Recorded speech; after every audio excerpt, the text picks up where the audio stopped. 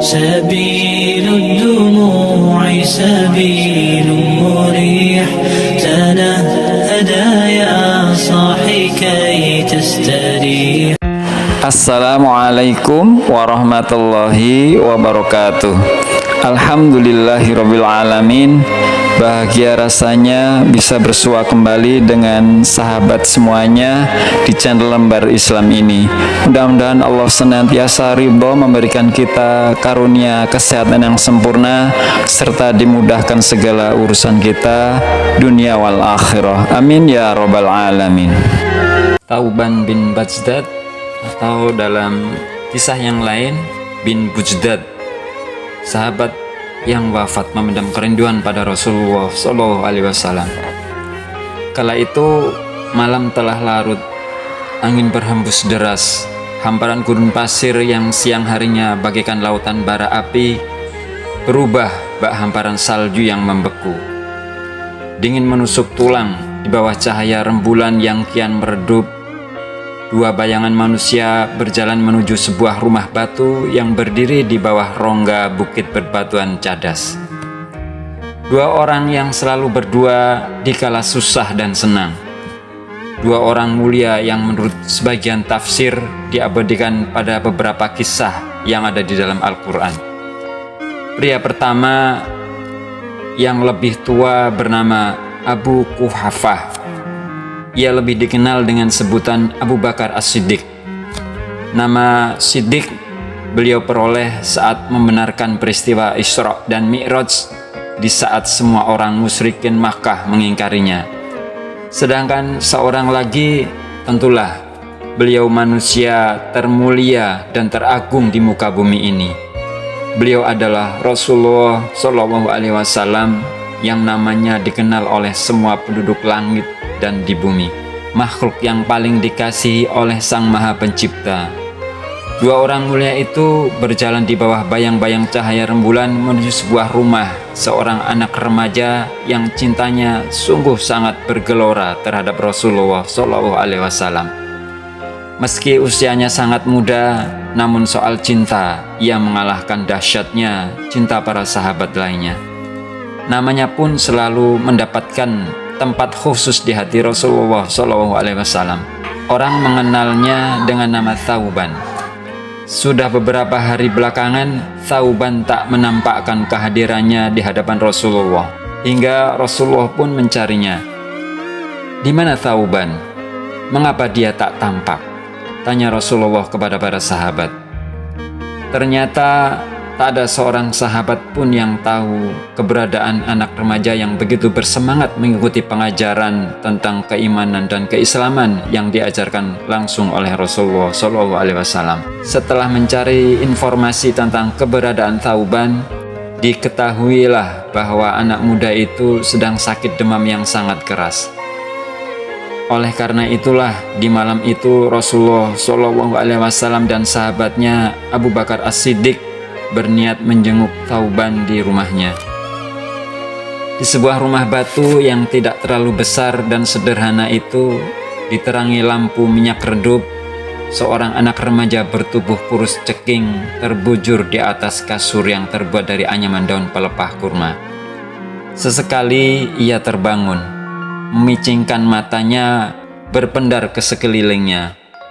Kedua orang tuanya yang mengamati anak semata wayangnya tengah merasa khawatir akibat panas demam yang menerpa putranya. Wajah Thauban tampak pucat, bibirnya pecah-pecah dan kering, dahinya berkeringat dingin.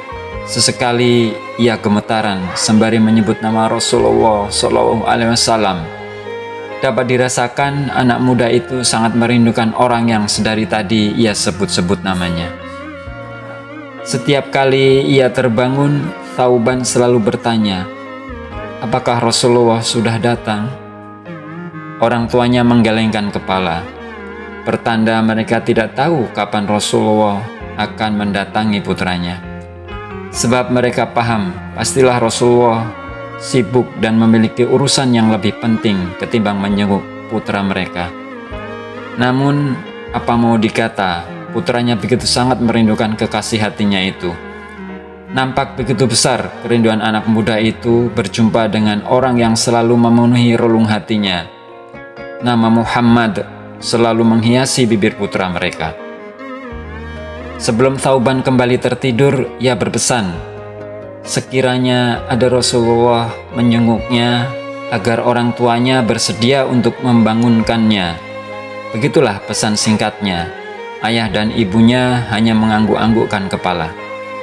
Di luar terdengar seseorang mengetuk pintu dan mengucapkan salam, "Assalamualaikum warahmatullahi wabarakatuh." Bergegas penghuni rumah itu membukakan pintu.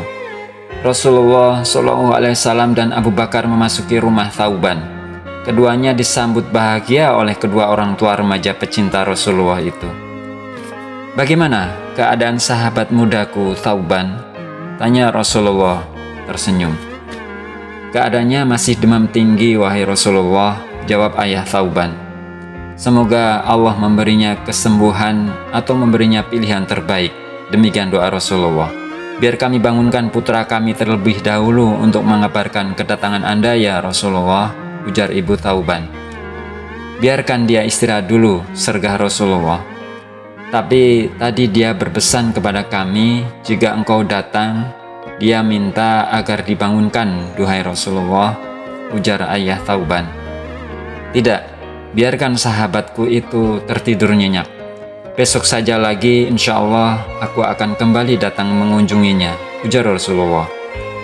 Nampak Thauban tertidur nyenyak. Rasulullah dan Abu Bakar meminta izin pamit. "Assalamualaikum warahmatullahi wabarakatuh." Malam kian larut, hawa dingin kian menyeruak menyelimuti malam yang hening. Senyap tanpa suara, angin menyelinap membawa kesejukan hawa surgawi. Malam begitu tenang, Thauban masih tertidur lelap.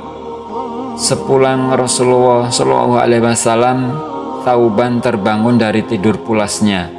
Setelah terbuka matanya, maka nama pertama yang ia ingat adalah nama kekasihnya, yaitu Muhammad Rasulullah. "Apakah Rasulullah sudah datang?" tanya anak muda itu. Kedua orang tuanya yang sedari tadi berjaga di kasur putranya itu saling berpandangan dalam diam. "Apakah Rasulullah sudah menjengukku?" tanya Thauban lagi. "Iya benar nak, barusan tadi Rasulullah telah berkunjung," jawab ibunya.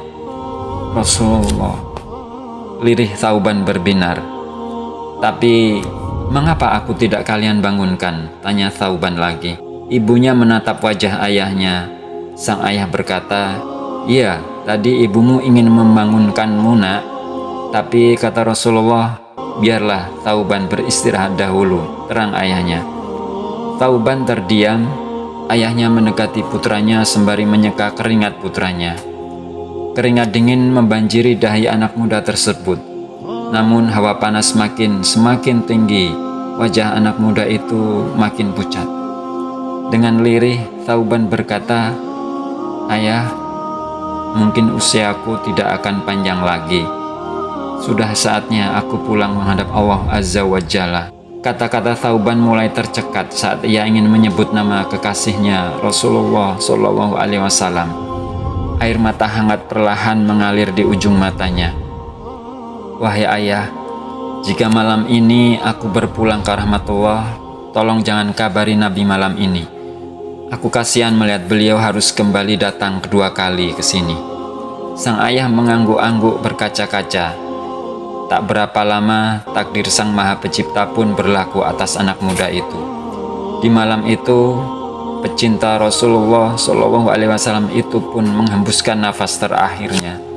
Thauban pun wafat di malam itu juga. Keesokan harinya, tersiarlah kabar bahwa sahabat muda itu telah wafat. Rasulullah SAW yang mendengar kabar itu segera mendatangi rumah Thauban. Rasulullah SAW menemui kedua orang tuanya. Beliau mempertanyakan mengapa tidak segera mengabari Rasulullah di malam itu juga.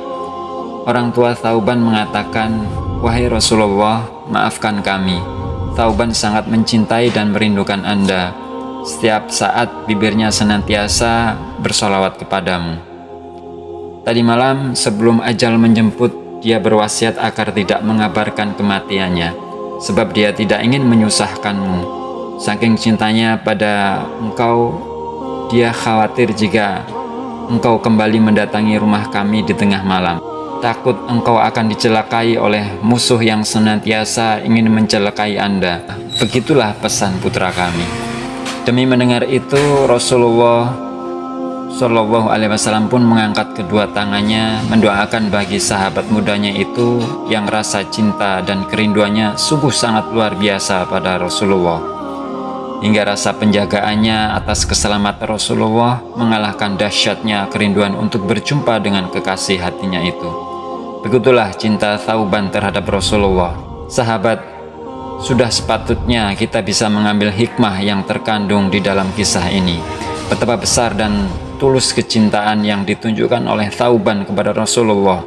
Paling tidak kita bisa mengaplikasikan dari hal-hal kecil atau keseharian yang pernah dicontohkan oleh Rasulullah dalam kehidupan kita dan keluarga sebagai pembuktian akan kecintaan kita kepada panutan dan suri tauladan hidup kita dunia hingga akhirat. Mudah-mudahan kita termasuk orang-orang yang bisa merasakan dan membalas pesan cinta serta kerinduan Rasulullah yang telah digambarkan 1400 abad silam kepada kita. Amin ya robbal alamin. Kurang lebihnya mohon maaf. Billahi taufiq wal hidayah. Assalamualaikum warahmatullahi wabarakatuh. Wallahu a'lam bissawab.